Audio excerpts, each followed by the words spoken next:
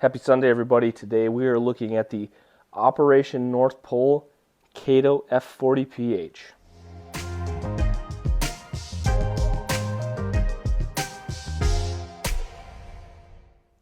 Okay, hopefully everybody checked out the cars that I went over on Friday.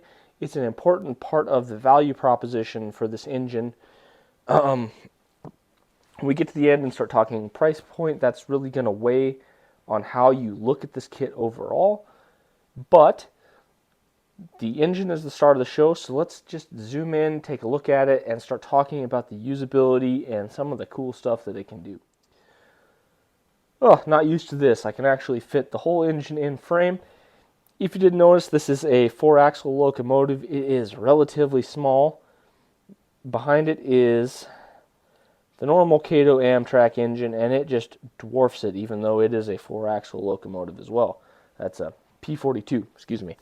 But, like I said, this is a Kato F40ph, and it is painted out in the Chicago Metro Operation North Pole livery. Now, this is 133. I believe 2015 or 2016 was 161, I want to say. It's got the yellow paint job. Anything you see me saying here can be directly, copied and pasted onto that, because realistically, these are the exact same sets, just released a year apart. Now, neither of these are made anymore as far as I know, but there are a plethora of them on eBay right now, and I see them on some train websites kind of on fire sale because they are getting a little bit old. That's great for the consumer because this is really a cool set to have for your Christmas train if you don't already have one. Now, let's just go ahead and take a look at this thing. It is painted up in the Operation North Pole, Chicago Metro livery, but it is a really nice looking model anyway, and some of the fine detail is really nicely put together by Kato. The fine detail is pretty nice on this engine. You can see some of the small lettering right there is nice and easy to read, and the actual body of this is very nice and crisp, and Kato did an excellent job on it. Just do a quick run by. Let me grab my flashlight here, add a little supplemental light to look at the trucks. The pickups are nicely hidden. The trucks are nice and up in the body like they should be. The fuel tank and whatnot is very nicely detailed. And as we get to the front here, snowplow is pre-applied. So, PSA, just like I always go over, Kato couplers on this, I normally say first thing you do is change them out. And that is generally what I do on my P42s. Get this up into screen here. There is the P42 with its Kato coupler installed. Now, these use the standard Kato, I want to say it's a 2016. Anyway, it's the lower slung microtrain conversion. This will use the same if you wanted to do that. However, these P42s tend to run with other cars more often. This engine is almost always going to be hooked up to its, Christmas train counterpart cars. So in this particular instance, I don't think it is necessary to actually change out those Kato couplers. They stay coupled really well. They just can be a little bit of a bugger to get hooked up. Now, this is not a switching engine. You're probably not going to be switching with any of your other cars. So for that instance, I think that it is probably okay to just go ahead and leave the Kato couplers on these and just keep this hooked up as a consist all the time. That being said, definitely take the time to cut off the little knuckle that sits on the side of the coupler there. It makes all Kato couplers work more reliably, in my opinion. But let's go ahead and turn on the engine here. Track power's on, and we'll turn on the headlights. And this has a TCS decoder installed. These could all be mapped individually if you did a more complex decoder or did some wiring. However, I just kept all the standard light pipes in this. I'm not that finicky about the lights on this. There might be some people out there that would wish there were more functions and the lights worked independently. However, for what I'm using it for, I'm perfectly content with the way it is set up right now. Now, I have not added the light boards in this quite yet. I'm working on something, and I thought this would be a good engine to try it on how to get the light boards to be less luminous. Because they all use the same light pipes, when you get your headlight running nice and bright, the light boards tend to glow really bright too. So I am working on a solution for that. However, I thought this would be a good test model because the TCS decoder that is installed on this really brings out the headlight brightness. These things are next level bright when it is dark, and I can't very easily do that at the moment. These really shine, and you can even see the glow in front of the engine. So TCS decoder and the amount of LEDs on this really makes it awesome for having a nice bright light show. And that's cool for the Christmas train because it really draws eyes to it. But I want to get those number boards a little less luminous, so they do come with the kit. They're not installed, but just thought I would bring that up because I am actually working on that. Reverse light works pretty well too. However, not really that big a deal for me. I had the throttle on there.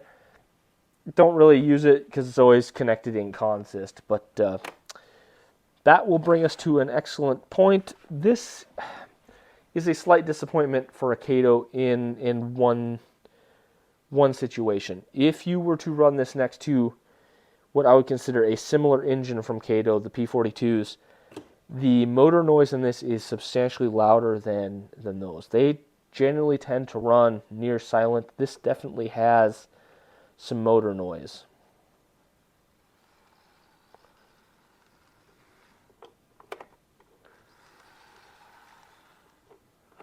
Now, it's not terrible. It's just got a bit of a whine.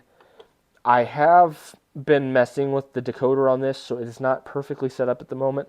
I am trying to get a better low-speed control. I lost the word for it. The back EMF is functioning on this, but it is a little bit herky-jerky. And this is something that I do want some really low-speed control. So I'm also in the process of messing with the decoder a little bit on this to get it to be a little more smooth coming and going. And I do know that I can just add a lot of acceleration and deceleration, and it would really smooth this engine out. But I do plan on having my nephew, who is 3, be able to run this on the layout. So normally, if I was having issues with back EMF kind of not functioning the way I wanted to, I'd add a little more acceleration and it would smooth that out. But because I want my 3-year-old cousin to, my 3-year-old nephew to be able to play with this when he comes to visit this Christmas, I want it to be able to stop relatively quickly because the kids tend to mess with the throttle quite a bit, and then when you want it to stop, you want it to come to a stop fairly quickly. So this has also been a bit of a project, and maybe it will be an empty wallet Wednesday as we approach Christmas on how I got all of my settings on this to make it run nice and smooth. So I'm sure I can get it done, and it's nothing I'm going to hold against the Kato. It's just a product of some of these smaller engines. Now, it seems to be a thing with all engines of this size. I think I only have one example in my fleet that doesn't do this, and it really kind of upsets me a little bit because I want general purpose engines to have nice, quiet running motors. Now, Atlas might be coming back in the game. I got those ones back, and I'm getting some Lock Pilot decoders installed in them, and I'm maybe having some luck finally with some GP models. But these older, shorter engines that are 2-axle, a lot of times, I don't know if it's just because of how condensed the drive system has to be, tend to run a little bit louder than other engines.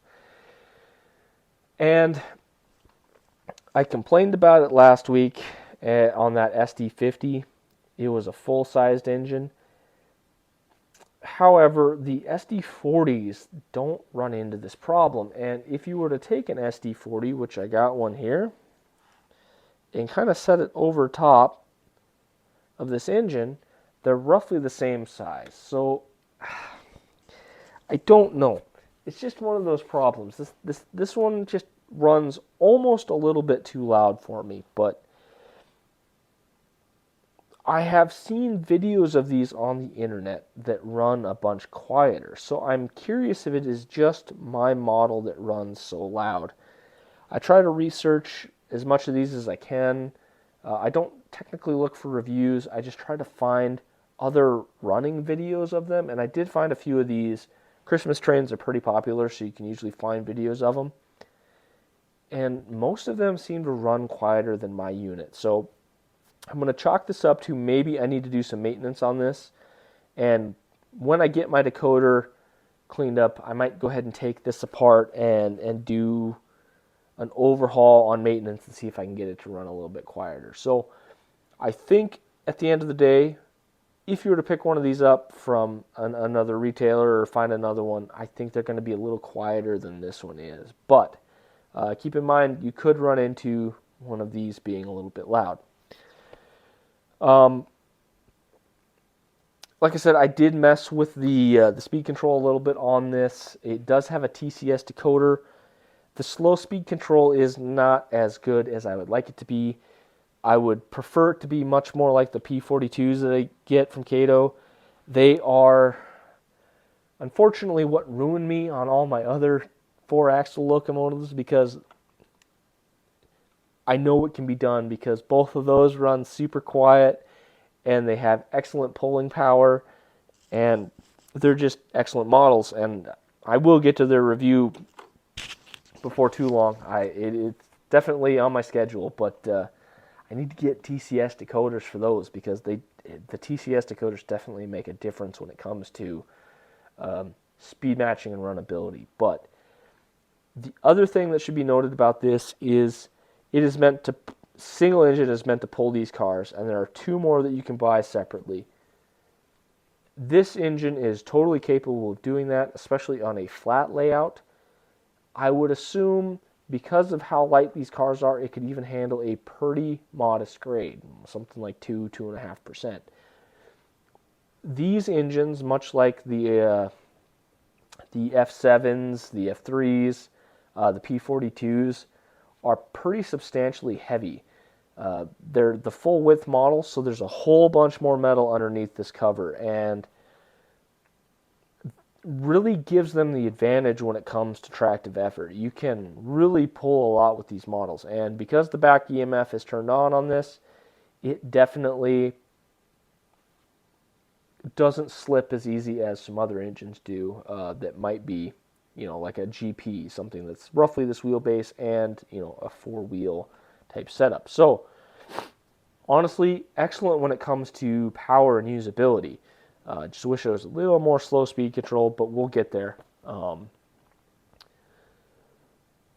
Yeah, I don't have a whole lot more to talk about when it comes to usability of this engine. It's pretty much standard. So let's go ahead and talk about price, because this does come as part of a kit. You get the engine and the 4 cars in just DC, which this setup was. You can also get it DCC equipped, which is possibly something to look at. And then you can get it as a total starter set that has track included. So let's kind of break down what each of those are and the price points that I'm seeing them at and what value that brings you. So I will be honest, I bought this a year ago for a totally different price point than what they're going for now. This whole setup I got for $100 shipped. I want to say February of last year. And that's after Christmas, and there's a lot of sales or whatnot, but that's a pretty smoking deal for this setup right here. Now, it was a DC ready setup. This came with a DC board in it. Or I shouldn't say it didn't come with any board at all. The guy bought it, was going to do a conversion, and lost the board, and that's why I got it for such a good deal. So when I got this, if you go back and watch where I showed how to put the DCC board in this, the clip and whatnot that was supposed to come with it was lost. Not a big deal. I just soldered everything solid in here. But the DCC conversion can be a bit more difficult on this than the P42. Now you can do it the same way. However, the clearances in the P42 I've found require much less capped on tape. This requires being much more thorough with how you make sure the wheel pickups are separated from the motor pickups. So not that it is super difficult, but it's not just a drop-in decoder. There is some legitimate research and work that you have to go through to make this one work. And to be honest, the process that I went through on this is probably what you should do on the P42 as well. I just find that the tolerances on the P42 are much more forgiving, and you can get away with not doing the capped on tape on the pickups. But that being said, this set right here is going for about $150 right now as a DC set. Now, most Kato engines generally run anywhere from $85 to $120 just for the engine. And so keep in mind you're getting an engine, a pretty decent engine, not the best, but a pretty decent one. Something that I would pay $90 for. And then 3 cars. So $150, $90 for the engine. That leaves you $60. So this is $20 a car. Now, that's not a perfect deal, but it's pretty much in line with what you're seeing out there. And actually, if you're trying to buy these cars individually, a lot of times they're closer to $30 a car. That includes buying the extra cars for this. The 2-car set goes anywhere from $70 to I think I saw one for $160 on eBay last night. So that's ridiculous. I don't think I would pay that. Maybe if you really wanted to complete the set and you could find that double car set for $70, $35 a car is absolutely the top end, because these are not actually anything super special. The DCC equipped ones are anywhere from $220 to $250. So you're looking at anywhere from a $70 to $100 premium for just the DCC board. And that becomes a little more difficult. The TCS decoder that is in this is a $47 decoder, so they're definitely charging you a premium for install. If you could find the set, this one or the yellow, I think this is the 2016, but the 2015 one, they look the same, but they're yellow versus blue. They're totally interchangeable, and for that $220 price point, you're probably looking at something that's fair, because the installation of this, the DCC board in this, can be a little difficult, especially for someone who's never done it before. And if you just want to set it on your layout and forget it, that $220 is an awesome price point. So if you've seen that on eBay and you're interested, I would probably jump on that, although it can be done for cheaper. You pick this up for $150, $160 if they want a little shipping on top of it, and then throw on another $50 decoder. A TCS decoder, I think, is important for this. It will definitely help with the pulling power. You want that back EMF if you can get it. You're right in there at that $200, $210 price range. So this might be one of those situations where the price premium could be worth it to the end user just for ease, and you just set it out and let it run. Now, the starter set is a different ordeal, because it is honestly drastically overpriced. I see a lot of them out there for $350 to $400, and frankly, it's just not worth it. The the DC version of this, like I have here, goes for $150-ish. They're charging you a $250 premium for the stupid little control knob that would run the system, and a small loop of track. Excuse me. There is no way that a loop of track and the controller is worth anything near $250. Matter of fact, I think you can go get a loop for like $50, $60 on eBay, and a Kato controller can be bought for $50, which I wouldn't pay $50 for that. You can buy used ones or whatever for $25, $30 on eBay. So you could definitely get a loop of track for less than $100 with the controller, and then go ahead and pick up this kit separately for $150-ish. So, my opinion, the starter set that comes with everything, they're asking too big a premium. Don't even look at it unless you can get it for right about the $250 price point. Not even a consideration. So, stay away from that if you see it. Although, if you find someone being honest and selling it for what it's worth, the $250 price point is okay. And I will say the starter sets, when you get them, come in excellent, excellent boxes. Kato has got that absolutely figured out. It allows you to easily pack it away and keep it nice and safe for, say, next Christmas. So in that position, if you got it for a fair price, it would be a pretty cool setup. You only bring this out for Christmas, it boxes up nicely, and then you can bring it back out, and you don't have to worry about anything being damaged. So that is something to be aware of. Let me go ahead and just zoom out a little bit, and I will get the box in picture here so we kind of know what we're looking at, because that is something too. This comes with a really nice case, so you can keep these things safe should you only be using them during Christmas. So let me do that, and we'll go ahead and close out the video. Alrighty, so that's what the box looks like right there, and that is what the foam insert looks like right there. Alrighty, well, not a perfect deal, but by no means a bad deal. I would definitely, as a matter of fact, I'm probably going to try to find the yellow one so I could have both of them running on my layout. I'm excited to have my nephew play with these when he comes see us for Christmas, so that will be fun. He's getting to that age where he is really interested in some of this stuff and is capable of actually understanding the speed controls instead of just full throttle, no throttle. So that's going to be fun. But I gotta say that there is a possibility that because Cyber Monday is tomorrow, that you might find a fire sale on these, and that's kind of why I wanted to go ahead and do this review before Christmas.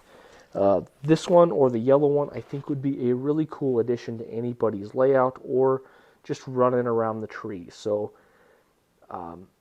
right now this is kind of the only purpose Christmas train that I have.